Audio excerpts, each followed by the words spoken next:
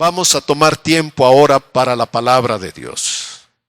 Vamos a orar que el Espíritu Santo nos ayude y nos ilumine la mente y el corazón al abrir su palabra.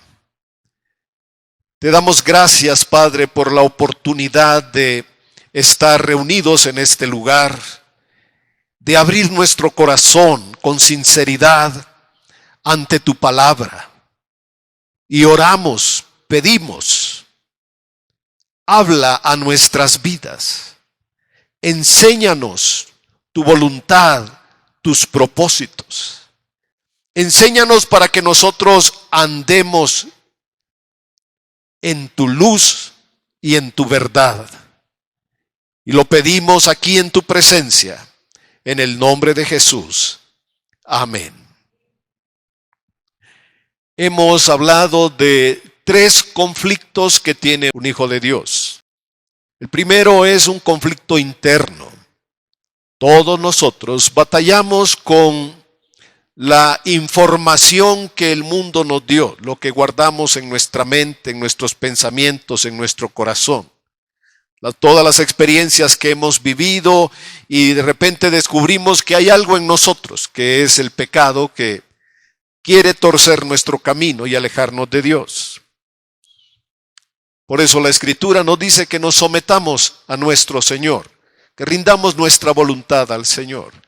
El segundo conflicto es el mundo, los pensamientos, las ideas, las filosofías, todo lo que está en el mundo como una forma de luz y de verdad que sabemos es equivocado y nos aparta del Señor. El mundo, dice la Escritura, está bajo el dominio, bajo la influencia y manipulación de Satanás. Primera de Juan 5:19, el mundo entero está bajo el maligno. Y hoy vamos a hablar del tercer nivel de lucha y de conflicto espiritual que se da en los lugares celestiales. En los cielos hay una lucha. La Biblia nos está diciendo que hay una lucha entre 2 reinos, entre la luz y las tinieblas. Hay un pensamiento al respecto para que podamos ver cómo el mundo interpreta esto. En el mundo se habla de 2 fuerzas que se oponen entre sí, pero que son iguales. El bien y el mal, el día y la noche. Los opuestos que se mantienen en un perfecto equilibrio. Pero trasladar ese pensamiento a la Biblia es un error, porque no es que el bien está luchando contra el mal en un equilibrio permanente. El mal ya fue derrotado. Estamos en el proceso en que el reino de Dios avanza para reinar en el corazón de las personas. Para muchos Jesús puede ser un maestro, un profeta, puede ser un personaje importante en la fe, pero no el Hijo de Dios, pero no aquel que es el Salvador del mundo. En el Corán se cree que Jesús fue a la cruz y que iba a morir, pero que antes de morir vino un ángel y llevó su espíritu. Entonces Jesús no murió como un sacrificio. Entonces no hay redención. Entonces todo lo que nosotros entendemos de la Biblia, del perdón de pecados y la limpieza del pecado por la sangre de Cristo, ahí no tiene efecto. Por eso es que dentro de este sistema de pensamiento no se entiende el perdón de Dios. Y no hay ningún musulmán que pueda vivir consciente de que ha sido perdonado de sus pecados. El mensaje de la Biblia, del Evangelio, es que Cristo murió, que dio su vida en la cruz del Calvario para perdonar nuestros pecados, que rompió y quebrantó el poder de la oscuridad para traernos a la luz, a una vida nueva, a vivir con una dignidad como hijos de Dios.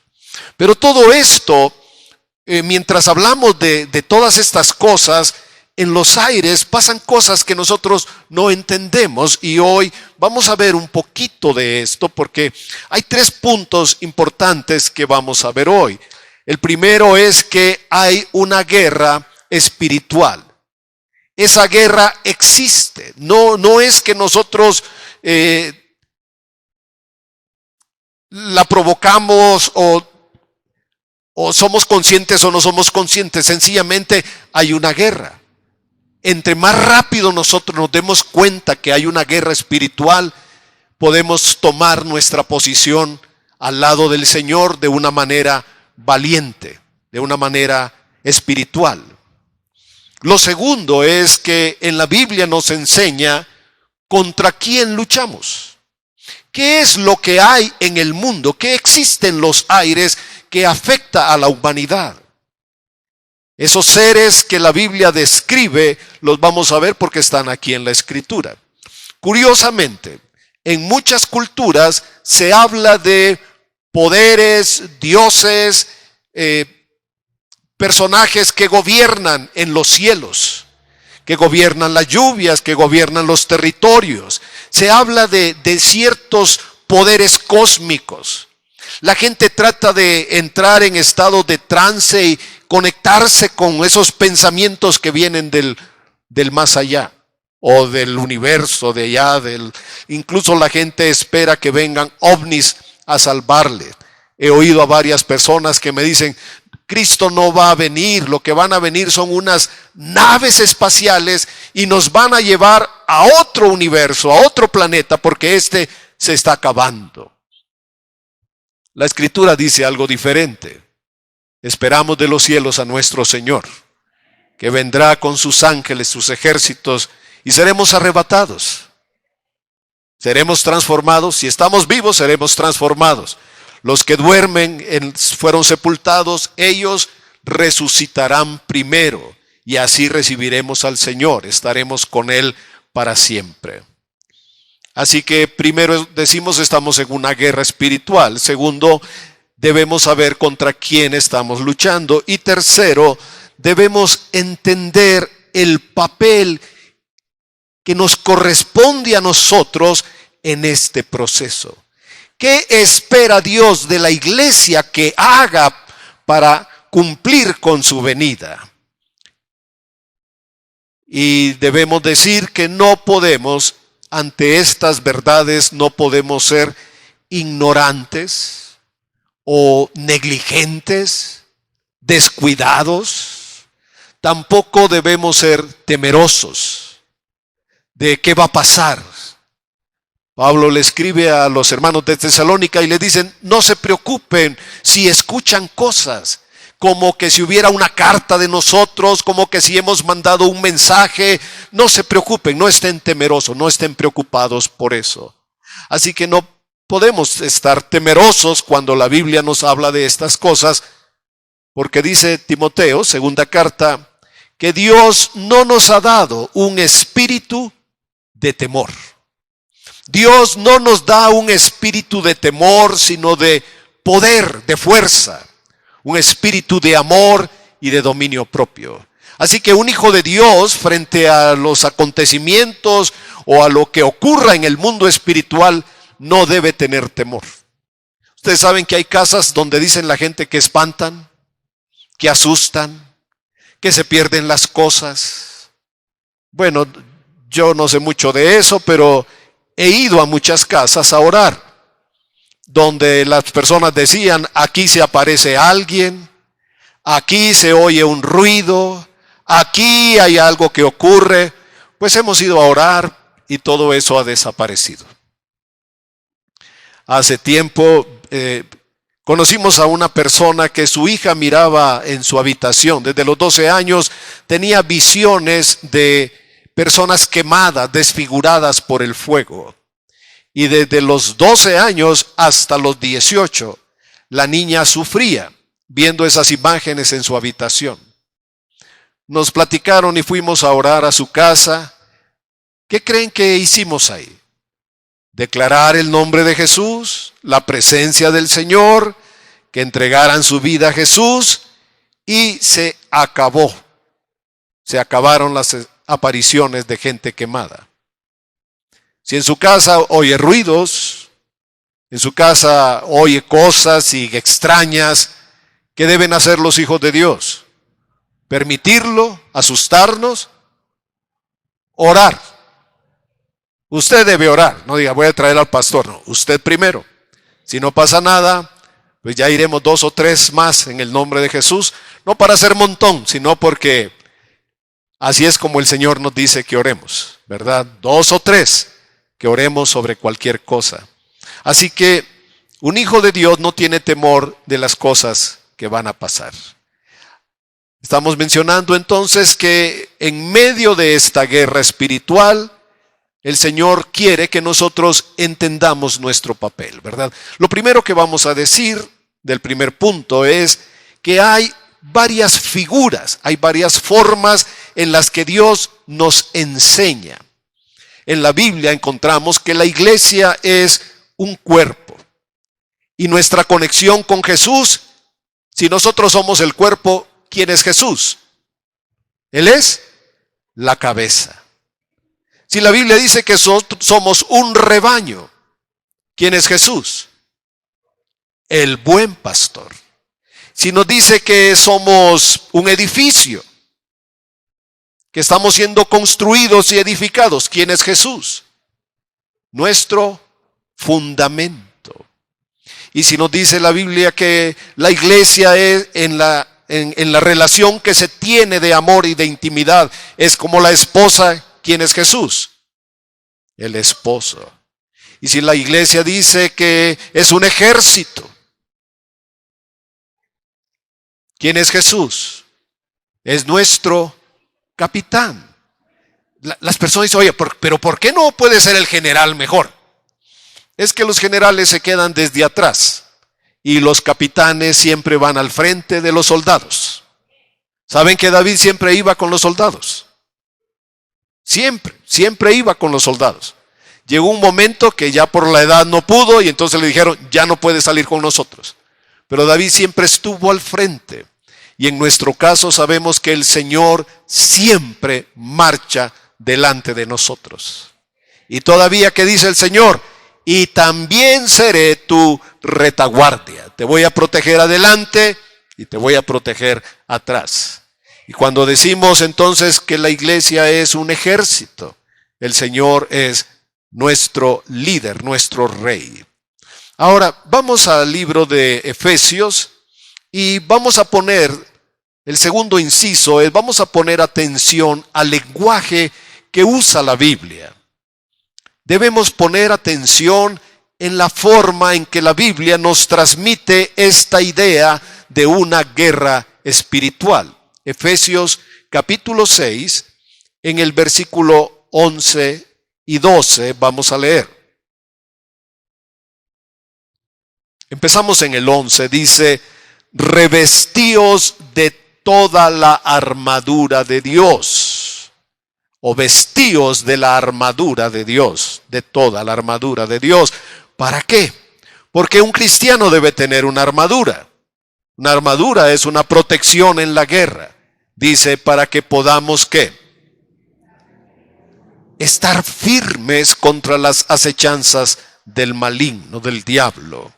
Y ahora nos da una clave en el verso 12, porque no tenemos lucha contra sangre y carne. No tenemos un conflicto con las personas.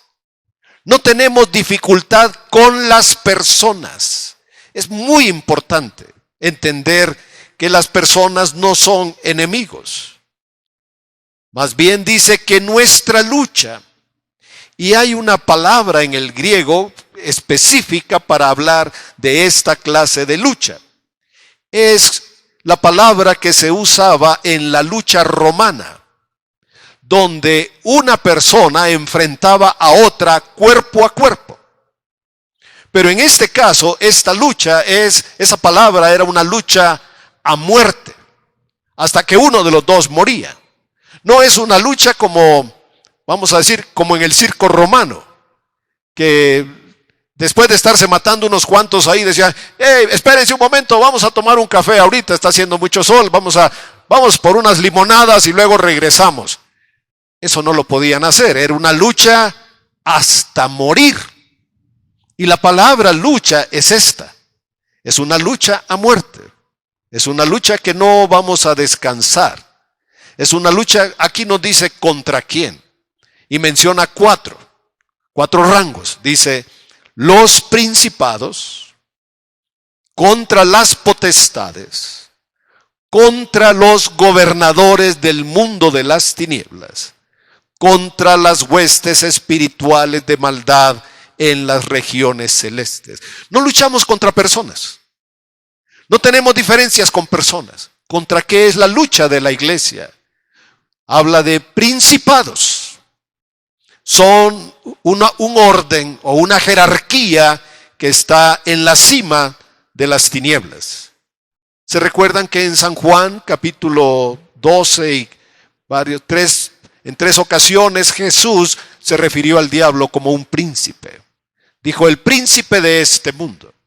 Y en Efesios 2:2 el apóstol Pablo dice el príncipe de la potestad del aire. No es porque ellos lo sean con la dignidad de un príncipe, sino porque han asumido esas posiciones.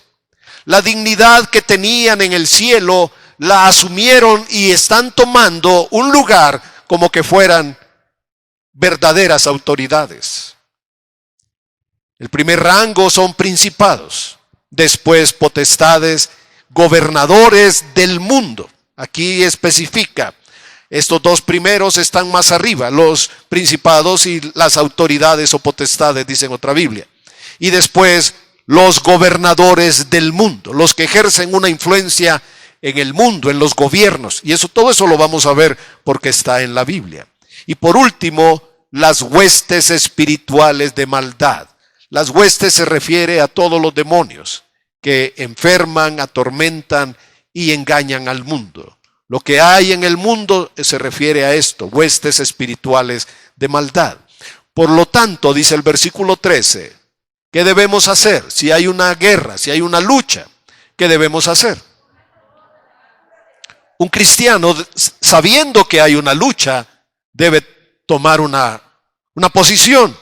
¿De qué lado vamos a estar? Del lado de Cristo, los hijos de Dios deben ponerse una armadura.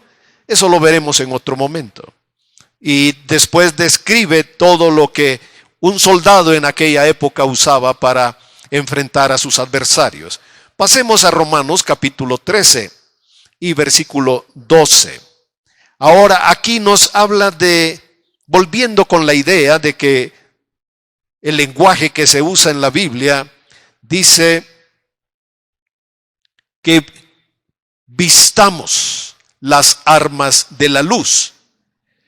Hablando del tiempo, como nosotros lo concebimos, este tiempo va a pasar. Este tiempo dará lugar a otro tiempo de parte de Dios. La noche pasó y el día se ha acercado. ¿Qué debemos hacer? Esa venida del Señor se acerca. ¿Qué deben hacer los hijos de Dios? Número 1 dice, desechemos las obras de las tinieblas. ¿Y qué más? Que nos vistamos con las armas de la luz. Así que tenemos una lucha, tenemos un ejército que nos enfrenta y tenemos armas de luz. Por eso en el Nuevo Testamento vamos a encontrar en muchas partes que se habla en términos de guerra, en términos de ejército, de armas, de soldados y de una lucha espiritual. Ahora, tercer inciso, veamos la naturaleza de nuestra lucha. Ya dije que no es contra personas. Vamos ahora a leer en segunda carta a los Corintios, capítulo 10. No tenemos conflicto con las personas. Las personas pueden tener ideas, pensamientos que alguien proyectó sobre su vida. Y que cuando no tenemos cuidado, no tenemos conocimiento de la Escritura o no tenemos discernimiento, fácilmente aceptamos ideas en nuestra mente que son contrarias a la Biblia. Personas pueden pensar que el espiritismo es bueno, que los espíritus pueden venir a la tierra, que se les puede llamar, se les puede invocar, que alguien tiene esas facultades. Algunas personas tienen esos dones que pueden llamarlos y ellos pueden venir y pueden dar mensajes y pueden decirnos cosas escondidas que todos quisiéramos saber. Pero no es una lucha contra personas, es contra algo espiritual. Y dice el apóstol Pablo, capítulo 10, verso 4, las armas, otra vez está usando este lenguaje de ejército. ¿Las armas de qué? De nuestra milicia. Nuevamente utiliza otro término propio del ejército. Las armas de nuestro ejército, de nuestra milicia, no son carnales, pero son poderosas en Dios para destrucción. Pongan atención, ¿para qué viene la palabra de Dios? Para destruir fortalezas. Las fortalezas son los pensamientos que nosotros tenemos y a los que estamos aferrados. Son pensamientos que no los podemos cambiar porque son una fortaleza. Uno de ellos puede ser este pensamiento: así soy yo. Yo no voy a cambiar. Y después buscamos ahí en el medio de la cultura popular algo que nos refuerce esa clase de pensamiento. ¿Y qué decimos? Genio y figura, esa es una atadura. Hasta la sepultura. ¿Qué está diciendo una persona? Hasta que yo me muera, voy a ser así. No voy a cambiar. Nadie me va a hacer cambiar. Nosotros de buena fe pensamos a veces que el amor puede cambiar a las personas. ¿Ustedes han visto eso? No estoy hablando de las novelas de la televisión, pero así somos los seres humanos. Pensamos que por amor podemos ayudar a una persona a enderezar su vida. Y lamentablemente, la gran mayoría de mujeres piensa que puede cambiar a un hombre, que puede ayudarlo. Y luego el hombre asume un papel de víctima y dice: es que a mí nadie me comprende, nadie me ayuda. Y la hija dice: ya ves, mamá, yo sí lo comprendo. Dios me va a usar. Pero la verdad es que nadie puede cambiar a otra persona. Y solamente Dios, su palabra y su espíritu puede derribar esa clase de pensamientos, tirarlos de nuestra mente, y que es como vivir en la oscuridad y nos lleven a una habitación y ahí se prenda la luz. Bueno, ya hay luz ahí, pero todavía un ciego no vería la luz. ¿Qué hizo Jesús con los ciegos? Les abrió los ojos. ¿Qué es lo que hace el Señor con nuestros corazones? Los abre para que veamos la luz de su palabra y de su amor. Así que tenemos armas que no son carnales. No hablamos de nuestra influencia, de nuestros dones naturales, de nuestras capacidades, de nuestras habilidades, porque no se trata de eso. Dice: son poderosas en Dios para destrucción de fortalezas. ¿Y qué más? La palabra de Dios, ¿qué hace? Dice que derriba argumentos. Pero junto con estos pensamientos y argumentos hay algo más que está en el corazón.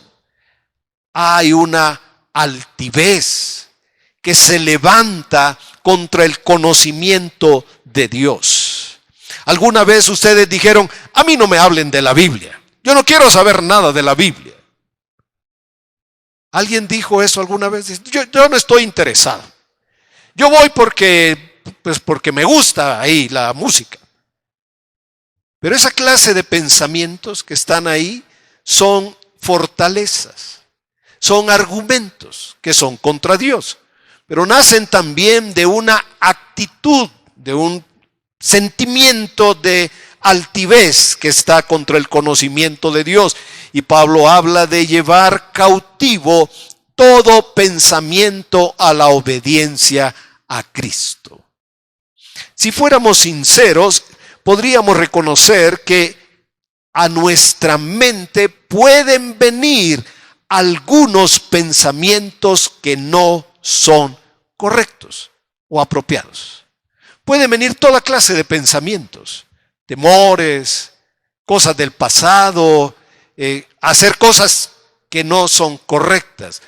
Les comentaba que se han hecho investigaciones con madres que tienen a sus hijos recién nacidos. Y es algo tan maravilloso tener un bebé en los brazos. Y esa madre que ama, que cargó a su bebé y que lo ama profundamente, si está cerca de un balcón, le viene un pensamiento. El pensamiento es, ¿y si tiras al bebé? Todas las mujeres han respondido, no, es espantoso que yo pueda tener esa clase de pensamientos. Bueno, esos son lo que la Biblia llama los dardos de fuego del maligno.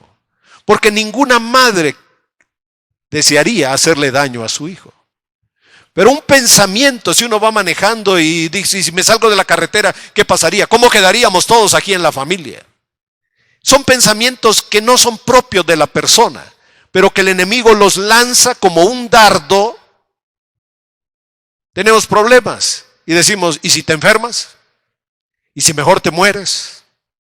Cosas de esas que nosotros no queremos en nuestra cabeza. Entonces, ¿qué dice la Biblia? ¿Qué dice? Aquí está la respuesta. Que debemos llevar toda esa clase de pensamientos cautivos a la obediencia a Cristo. Y decir, Señor, yo no quiero tener estos pensamientos. Los rechazo en el nombre de Jesús. Los someto a tu palabra y a tu obediencia. Los reprendo en el nombre de Jesús.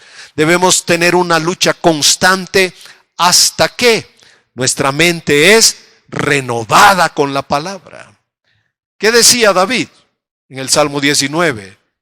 Que la meditación de mi corazón te sea agradable. Que los dichos de mi boca te sean agradables.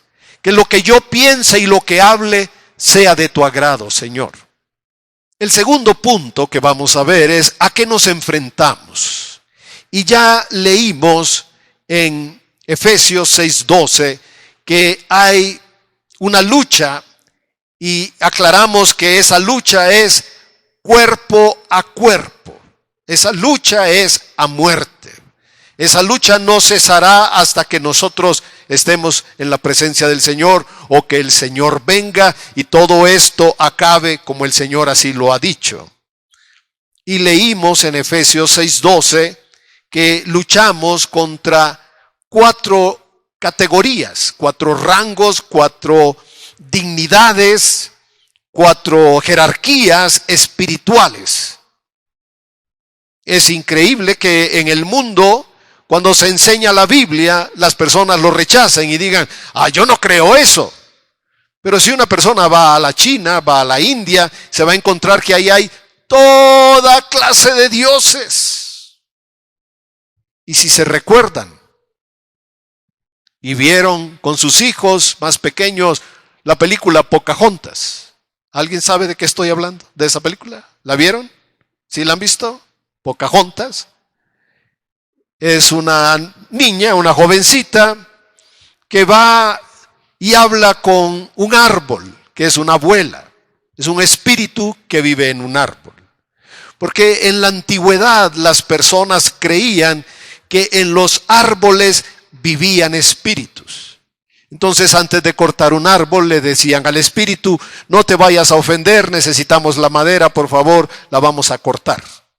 Entonces, después que traían la madera y la tenían en su casa, ya no tenían que ir al árbol para hacer una oración.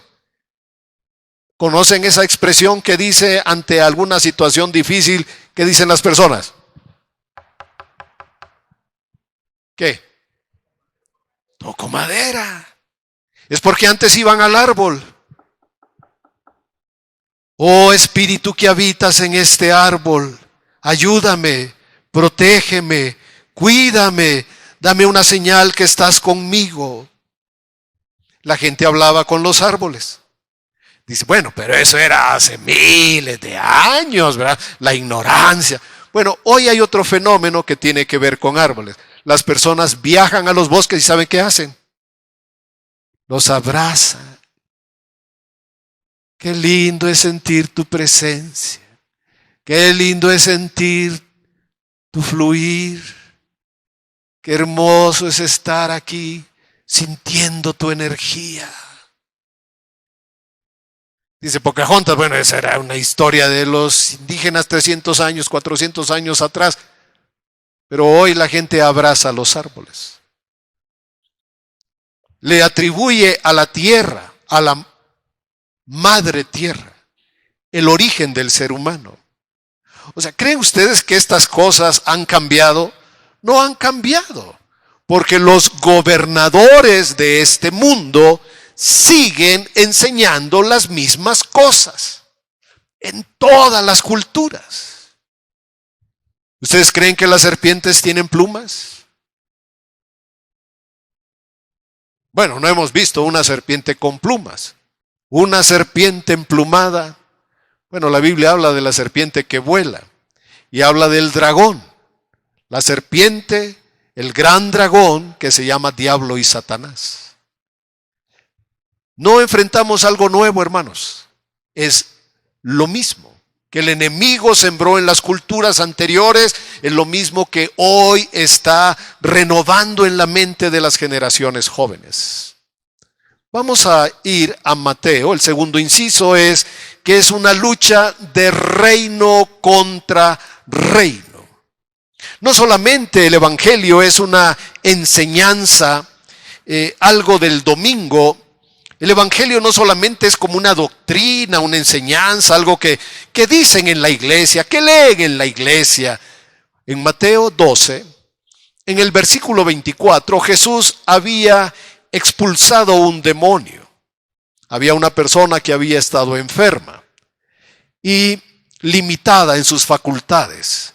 Cuando Jesús echó fuera el demonio, los fariseos, que eran las personas más apegadas, estrictamente hablando, a la ley, ellos, cuando se dieron cuenta de lo que Jesús había hecho, ellos quisieron echarle tierra a Jesús, denigrarlo, y dijeron, este no echa fuera los demonios, sino por Belcebú.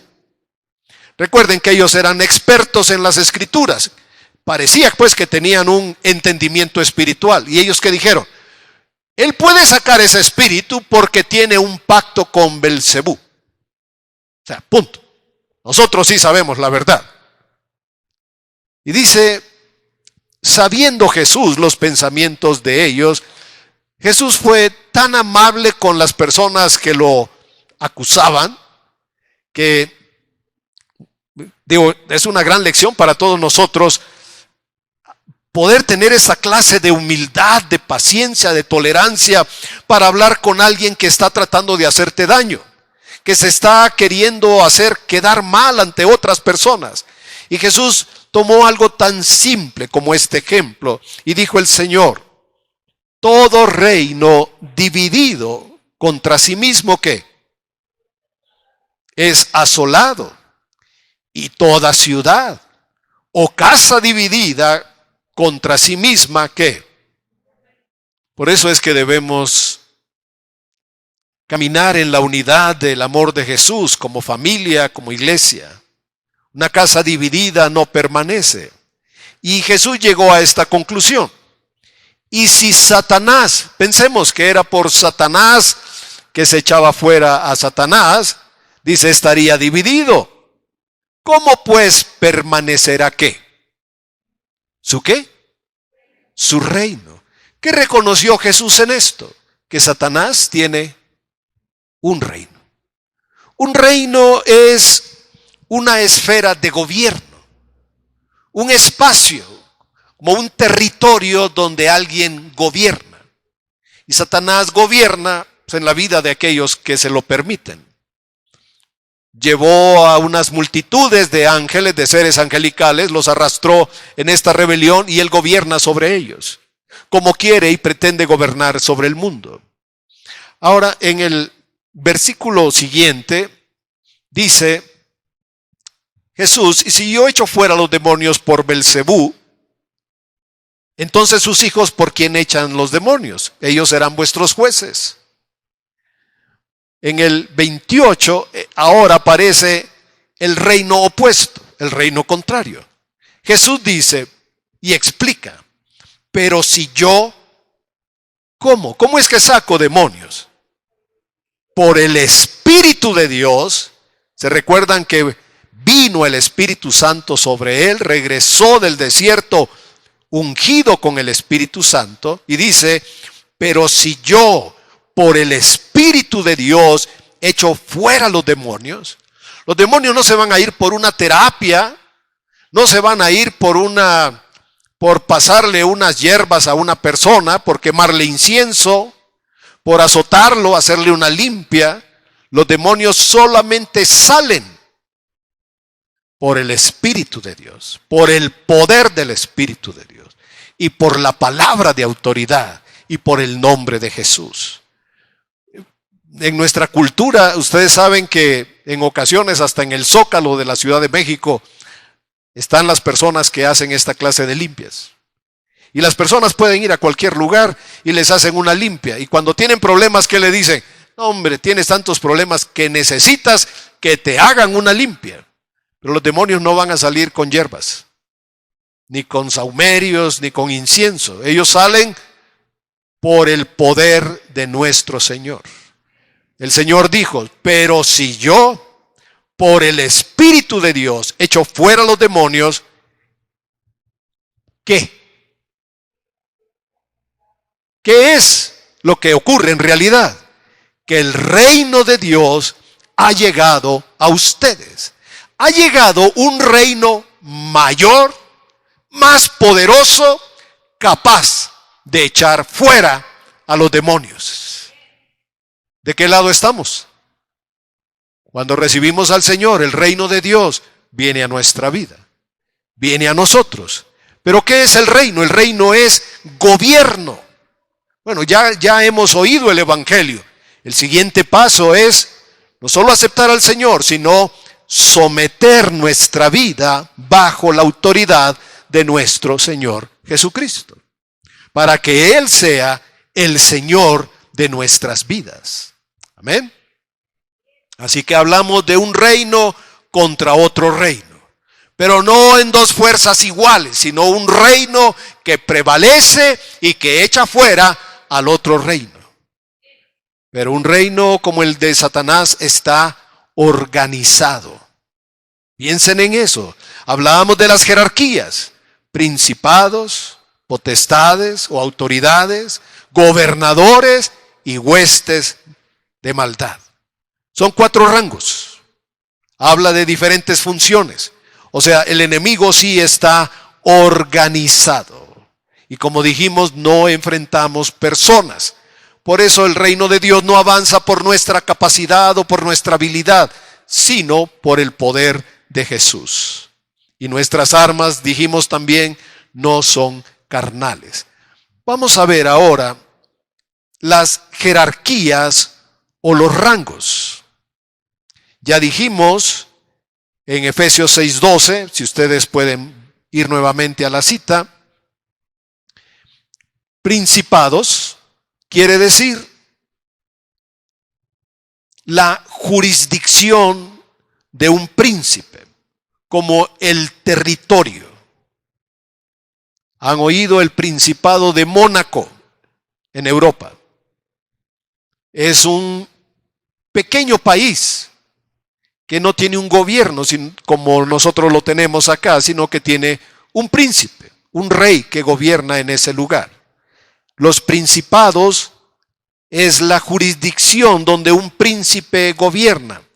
Y recuerden que al enemigo se le llamó el príncipe de este mundo. Ellos tienen cierta dignidad, porque fueron creados por Dios, solo que ellos esa dignidad la torcieron, la desviaron para hacer ellos su rebelión en contra de Dios. Pero sí tratan de ejercer dominio.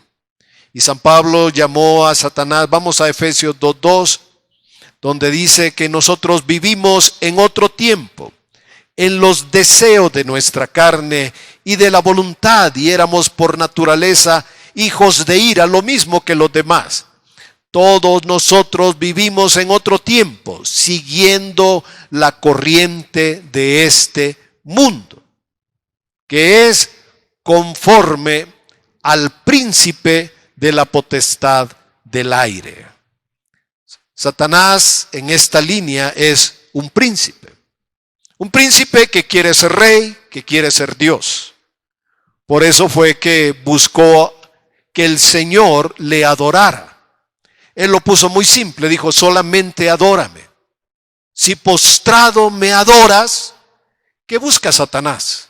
Que las personas se rindan ante él, se postren, o lo adoren, o se entreguen. Eso es lo que él busca afanosamente. Ese es su delirio, llegar a ser Dios, pero no lo va a lograr. Él ya tiene un lugar destinado que el Señor preparó para él.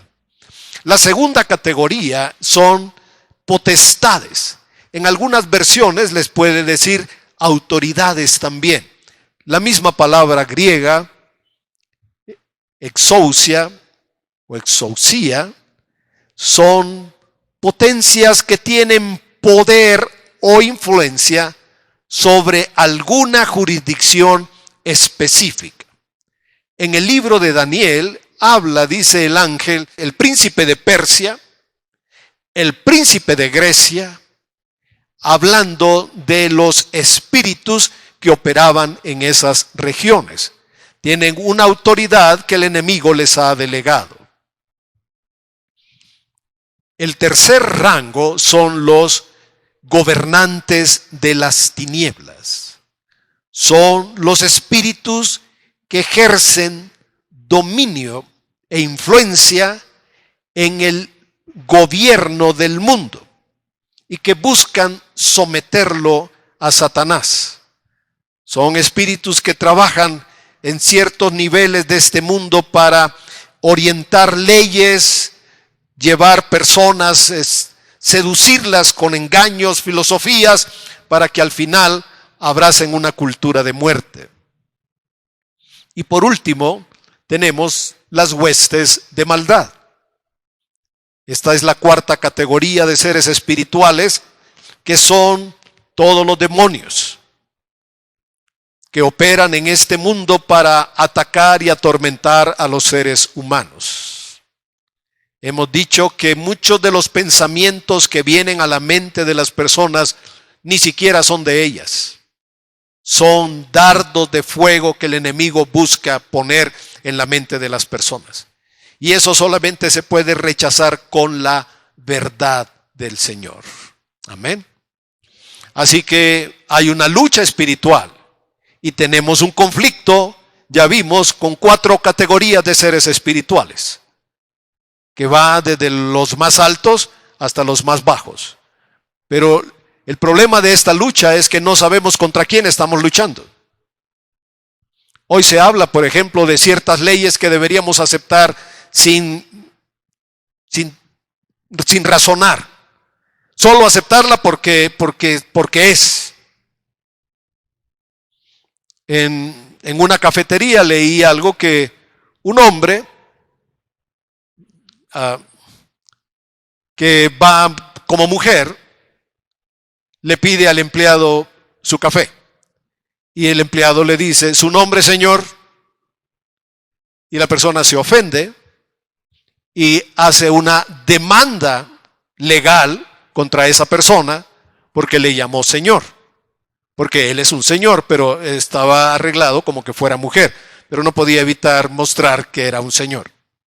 Así que la ley obliga a una persona a pagarle dinero a alguien porque está ofendido, porque no lo aceptan o lo discriminan por lo que él dice que es. Así es como está el mundo ahora y se está tratando de imponer como una ley. Tengo este pensamiento ahora que es tan contrario a la luz, a la verdad, a la lógica, al entendimiento, a la biología. En cuanto nace el niño, lo primero que uno descubre es que, si no fue antes a través de un estudio que pueda decir, es niño, los felicito. Bueno, entonces ahora, en cuanto nace el bebé, hoy las leyes quieren dejar abierto para que no se diga qué sexo tiene la criatura, sino que cuando él sea niño, él elija el sexo que quiera tener. Cuando en nuestros tiempos, me dirá la mayoría, cuando nacía la persona, ¿qué se ponía inmediatamente? Nació un niño, nació una niña, punto. Porque solo hay dos géneros, porque solo hay dos tipos de células, cromosomas, que nos definen como hombre o como mujer. Pero hoy se está buscando de todas las formas legales para alterar esta realidad y tratar de imponer una mentira. ¿Cuál es nuestro papel en este tiempo, hermanos? Porque vamos a leer ahora en Efesios capítulo 3, versículo 8. Cuando hablamos de una lucha en los aires o en los lugares celestiales, la mayoría no piensa que tenga que ver con nosotros. Pensamos que eso puede ser algo que solamente a los ángeles les puede ocurrir, esa batalla. Nosotros no, porque nosotros estamos en la tierra. Pero la iglesia tiene un papel aquí en la tierra que impacta en el cielo. Así que la lucha nos corresponde a nosotros. El Señor puso a su iglesia como un ejército que avanza para declarar el reino de Dios en la tierra y que los hombres se vuelvan al Señor y reconozcan su autoridad. Ahora, en esta operación que Dios destinó, solamente la iglesia puede participar. Vamos a leer Efesios 3, 8 y 9 y vamos a llegar al 10. Debemos leerlo despacio para que no nos queden dudas. No es una carrera la que tenemos acá, sino vamos a leer para entender. El apóstol Pablo dice, a mí que soy menos que el más pequeño de todos los santos. O sea, soy un apóstol, pero no me siento más que nadie. Soy el menos, dice aquí. Soy menos que el más pequeño de todos los santos. Me fue dada esta gracia, versículo 8, de anunciar o de predicar. No es una tarea, es una gracia. No es una obligación compartir el evangelio, es una gracia. De anunciar o predicar entre los gentiles el evangelio, atención, ¿de qué? De las inescrutables riquezas de Cristo. Me fue dada esta gracia de anunciar, y ahora habla de algo más, y de aclarar o de enseñar y explicar a todos que cuál sea la dispensación del misterio escondido desde los siglos en Dios. Hay un misterio escondido desde los siglos en Dios, este Dios que creó todas las cosas. Y ahora nos dice, ¿para qué? Para que la multiforme sabiduría de Dios, quiere decir una sabiduría inimaginable, que adquiere muchas formas, como un diamante que tiene muchas caras, muchos aspectos de donde se puede ver y hallar la riqueza de Dios. La iglesia, ahora aparece la iglesia, para que la multiforme sabiduría de Dios, ¿qué? Sea ahora, ¿cuándo? ¿En qué momento? ¿En qué tiempo? Ahora. Y esto se escribió hace unos 2000 años.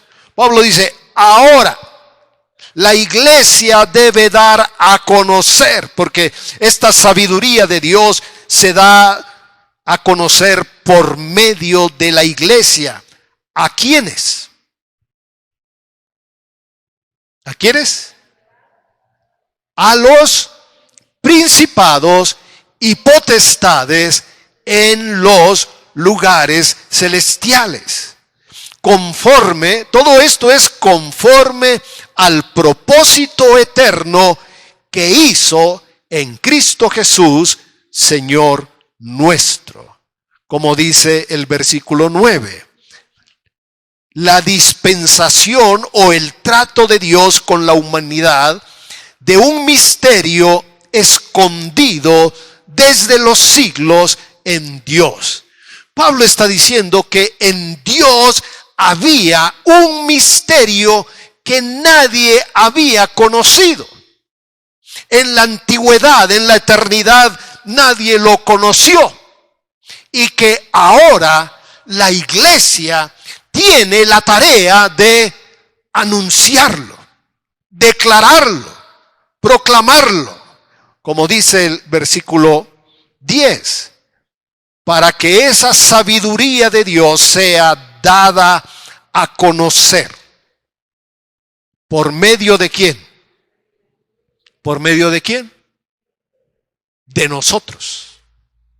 O sea, el misterio de Dios se debe proclamar a los aires para que los principados y las potestades conozcan esto. No sé cómo decirlo o cómo explicarlo. ¿De qué otra forma lo puedo explicar? Vamos a retroceder un poquito la cinta. En la eternidad, cuando Dios creó todas las cosas, Él tenía guardado en su corazón un misterio. Misterio en la Biblia no significa algo que no podamos conocer.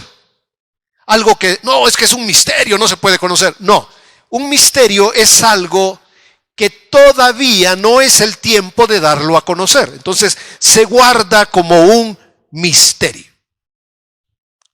Los niños cuando ya ven los juguetes envueltos en un regalo, que se preguntan, ¿qué hay ahí? ¿O qué me trajiste? Para ellos es un misterio. Para el que compró el regalo no es un misterio. Dios tuvo algo en su corazón que no lo quiso revelar en la eternidad cuando Él hizo todas las cosas. Es un misterio que lo iba a revelar por medio de nuestro Señor Jesucristo.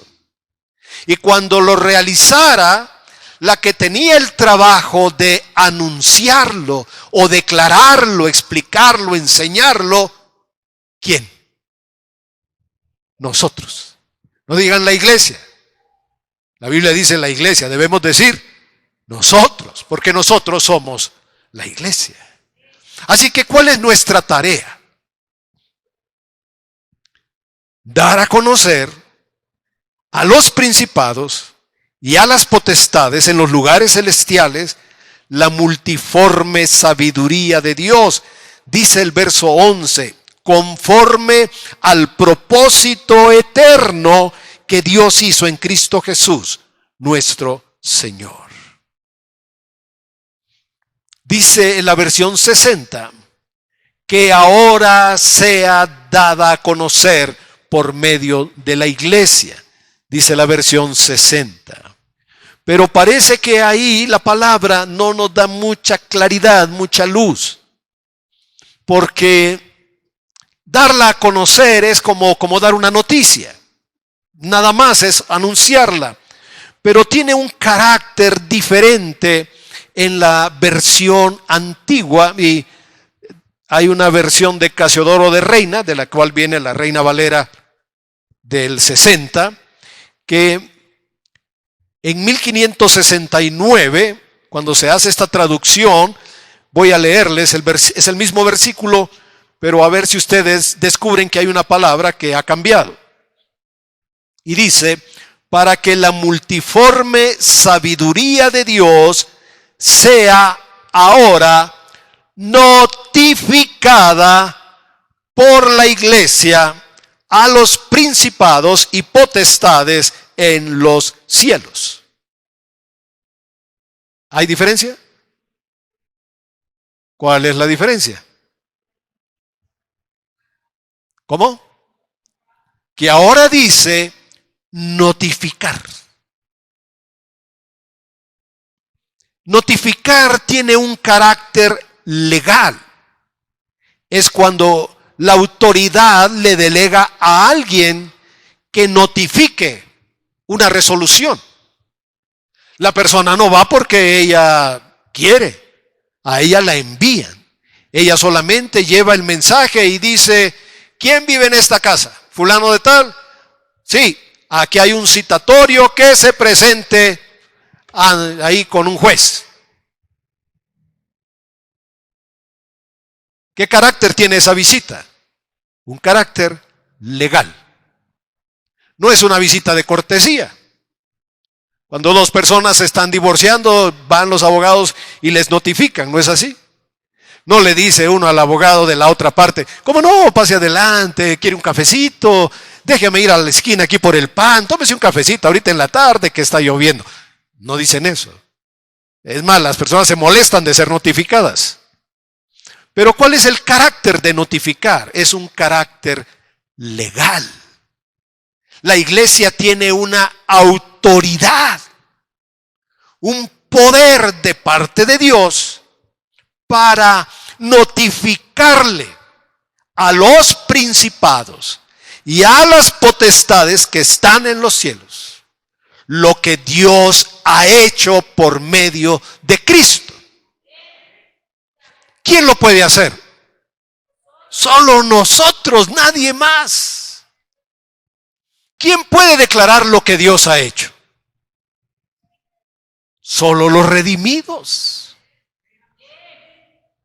Ahora, lo voy a leer en otra versión judía ortodoxa y dice también para que la multiforme sabiduría de Elohim sea ahora notificada. ¿Quién declara estas cosas? ¿Quién las declara con poder? ¿Quién las declara? Solo la iglesia. Y la versión que se conoce como la versión antigua, Reina Valera de 1909, usa exactamente la misma palabra para que ahora sea notificada por la iglesia. Así que me quiero adelantar a una pregunta.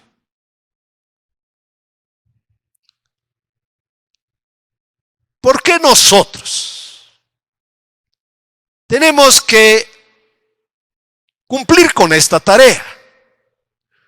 ¿Por qué nosotros que estamos en la tierra, que vivimos en la tierra, tenemos una tarea que significa hablar a los aires y declarar lo que Dios ha dicho y lo que Dios ha hecho? Básicamente mi pregunta puede surgir porque todas esas criaturas antes de su rebelión estaban con Dios, conocían a Dios, sabían que Dios era poderoso, que Dios era sabio. ¿Tienen necesidad de que se les notifique? Uno pudiera decir, no, porque ellos ya saben. Bueno, lo que ellos sabían era el poder de Dios como creador, el poder de Dios como hacedor de maravillas, de milagros, una capacidad increíble para crear toda clase de seres. Y cuando hizo esta tierra, todo lo que Dios hizo, ellos estaban sorprendidos de lo que Dios había hecho. Sabían cómo era Dios. Pero se recuerdan que leímos que había un misterio que Dios se guardó y que en ese momento no le dijo a nadie, y que ese misterio solo se podría cumplir a través de Jesús. Y la muerte de Jesús, resurrección de Jesús, para darle al ser humano la redención, el perdón de nuestros pecados. ese misterio Dios lo guardó para revelarlo solamente hasta la venida de nuestro Señor Jesucristo. Así que ellos no sabían de este plan. Satanás y todos sus príncipes no se imaginaron que Dios tuviera un plan alterno. Ellos, cuando se rebelaron, pensaron que le iban a dar a Dios la derrota total. Le iban a quitar todo, se iban a quedar con todo y lo iban tal vez a encerrar, a encadenar. Pero no les salió así. Después, cuando Dios creó al hombre, ellos pensaron, vamos a destruir la obra de Dios, y vinieron con Adán e introdujeron el pecado y la muerte. Parece que el plan de Dios estaba arruinado, pero deben recordar que tenía Dios guardado en su interior, en su corazón, un misterio. Lo supo Isaías. Ellos investigaban, querían entender qué era lo que Dios había preparado, pero no les estaba permitido entenderlo. Daniel pregunta y dice, Señor, ¿para cuándo es esto? Y le dice, no, Daniel, esto es para el tiempo final. Está sellado, todavía no es el tiempo. Hasta que vino Jesús y murió y derramó su sangre. Y Dios hizo el mayor milagro con el ser humano, que es hacerlo una nueva criatura, perdonarlo y limpiarlo con su sangre preciosa. ¿Saben los ángeles de esto? No, lo entienden tampoco, no lo pueden entender. Satanás creo que se debe seguir dando de topes. ¿Cómo es posible que Dios ame a los humanos que fallan y fallan y fallan y fallan, y Dios no cambia y los sigue amando? Y ellos pueden decir, nosotros solo fallamos una vez y fue suficiente. Solo nosotros, redimidos, perdonados por la sangre de Cristo, hechos nuevas criaturas, tenemos el privilegio de ser llamados hijos de Dios. Nadie más lo puede hacer. Nadie más. Personas pueden decir, yo creo en Dios, pero ellos no pueden proclamar la gloria de la redención. Ellos no pueden proclamar el poder de la sangre para perdonar nuestros pecados, para limpiarnos de toda maldad. Y esa sangre es lo que ha derrotado a Satanás. Cuando Juan ve en los cielos una batalla y están los ángeles, Miguel y sus ángeles, dice, y el diablo y sus ángeles estaban en una batalla sellando la victoria de Jesús. Dice, ellos le han vencido por la sangre del Cordero y porque no amaron sus vidas hasta la muerte. Satanás está vencido.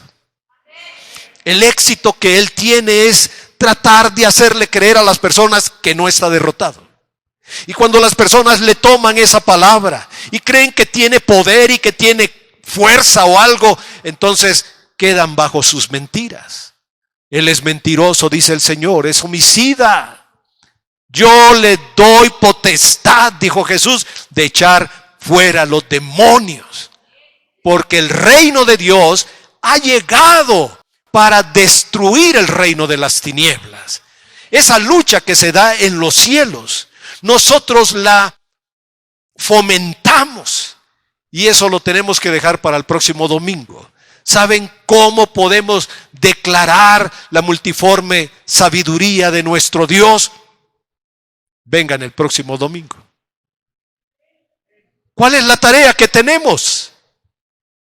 Ya leímos, tenemos una tarea. ¿Cuál es la tarea? Declarar, notificar la supereminente grandeza de nuestro Dios, la sabiduría de nuestro Dios. Nosotros tenemos la tarea de declararle a quienes, a todos esos principados. Les recordamos su derrota, su vergüenza, su confusión y su destino eterno. Hermanos, un misterio que estuvo escondido en la eternidad revelado en Cristo, nos da a nosotros poder participar de este evangelio y declararle a todo lo que está en el cielo, que no es del reino de Dios, la multiforme sabiduría de nuestro Dios. Anímense, hermanos, estudien la Escritura y les dejo tarea. Piensen cómo nosotros aquí en la tierra podemos hacer algo para impactar el cielo. ¿Cómo podemos influir en una guerra espiritual en los cielos para que el reino de Dios avance? ¿Cómo nuestras oraciones? ¿Cómo podemos hacerlo? ¿Cómo podemos cumplir nuestra tarea? Ese va a ser nuestro estudio el próximo domingo. Pónganse de pie, por favor. Celebremos a nuestro Señor. Somos ahora parte de un misterio revelado en Cristo Jesús. Para este tiempo, para que ahora nosotros declaremos las obras de nuestro Dios y todos sus enemigos sean avergonzados. Oremos. Padre, te damos gracias por amarnos, por darnos una vida nueva, una naturaleza nueva, por limpiar nuestros corazones de pecado, de maldad, de suciedad, por darnos ahora tu amor, recibirnos como familia, limpiarnos y darnos el privilegio de ser llamados tus hijos. En el nombre de Jesús, presentamos gratitud y queremos, Señor, aprender cómo declarar a los cielos la multiforme sabiduría que tú has manifestado desde la eternidad y que fue escondida en Cristo para que en este tiempo nosotros lo declaremos a los cielos y a la tierra. En el nombre de Jesús te damos las gracias. Bendice a cada uno de tus hijos. Bendice sus hogares, su alacena, su despensa, la obra de sus manos, el propósito de su corazón que en tu voluntad se encomienda, sea prosperado y sea bendecido. Bendice a nuestros hijos, crezcan delante de ti. Bendice a los nietos, líbralos de mal, en el nombre de Jesús. Te damos las gracias, Señor. Te damos las gracias en el nombre de Jesús. Amén. Amén. Que Dios les bendiga, hermanos amados. La paz del Señor con ustedes. En el nombre de Jesús. Amén.